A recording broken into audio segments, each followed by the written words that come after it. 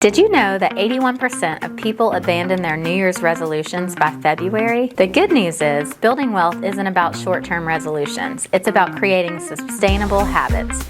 In this video, we're diving into 7 habits that can transform your finances and help you build real wealth in 2025.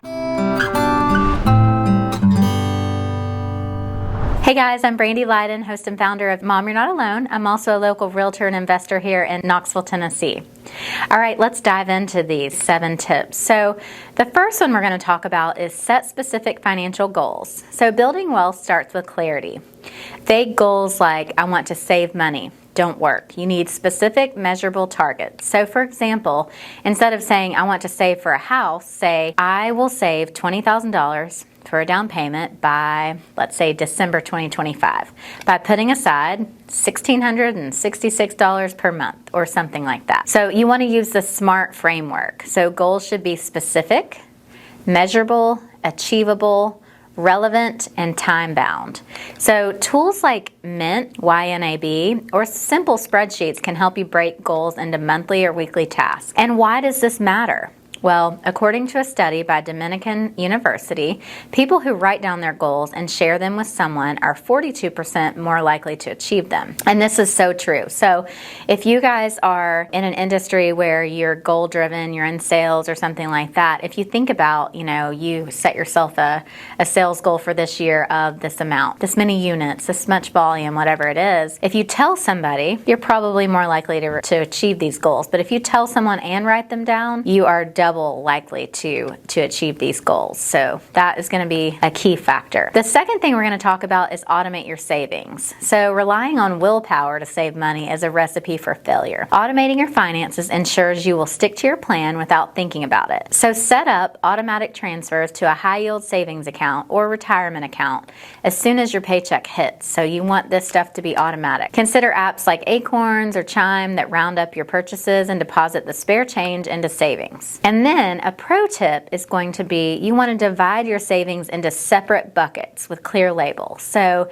if you have like an emergency fund bucket, a vacation bucket, investment bucket, this not only keeps you organized, but also makes your goals feel more tangible. So you can go to your local bank and open up as many savings checking accounts as you want and name them with your buckets, okay? So the account would be emergency fund or investment or whatever it is. Vacation if you're trying to take your family on a vacation. The third thing we're going to talk about is invest consistently. Even in small amounts, many people think that you need thousands of dollars to invest, but that's not true. So thanks to fractional shares, you can start with as little as $5. So there's apps like Robinhood and One Finance and Fidelity. They all allow you to invest in big companies like Apple or Tesla with minimal money. So if you stick to index funds or ETFs like the S&P 500 for diversified growth, now why does this matter?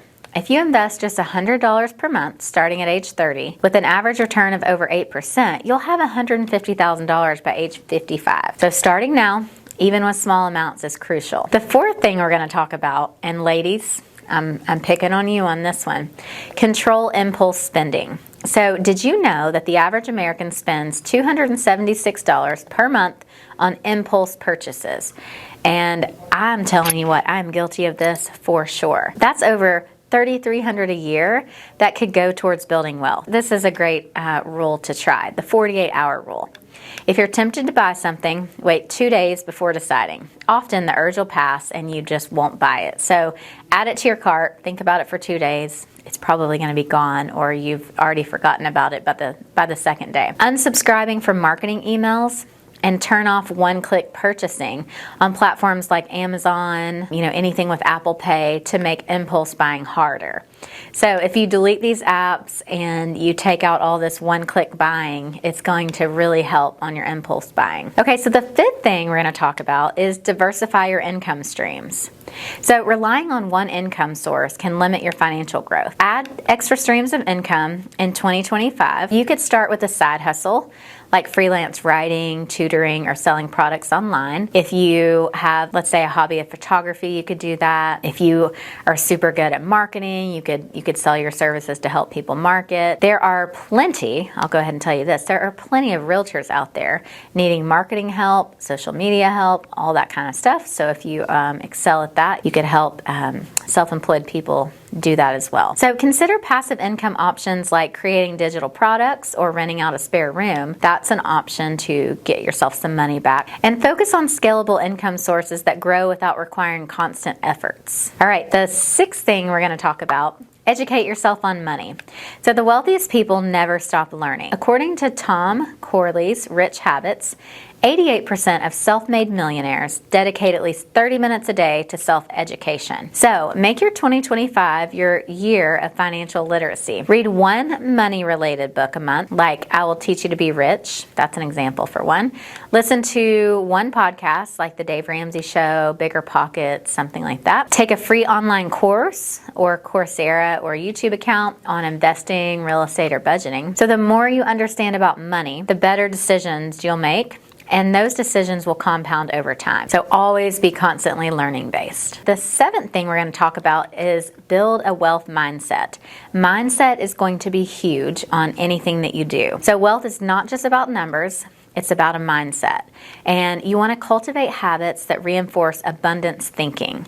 So practice gratitude for your current financial wins, no matter how small they are. Surround yourself with people who inspire you and motivate you financially. Reflect on your progress quarterly and adjust your plans as needed. So mindset's going to be really crucial to this because, a lot of us may have grown up in a different financial mindset or situation than what we are wanting to grow to. And I think a lot of times it's hard to take that old mindset, maybe what you were taught your entire life, and throw that out the window and think from an abundance mindset and surround yourself with people that are constantly focused on growing and getting better. So potentially just you have to start with a fresh mindset in regards to money and building wealth. All right, guys, if this video gave you value, don't forget to like and subscribe today and share it with anyone you think might benefit. Thanks so much for watching.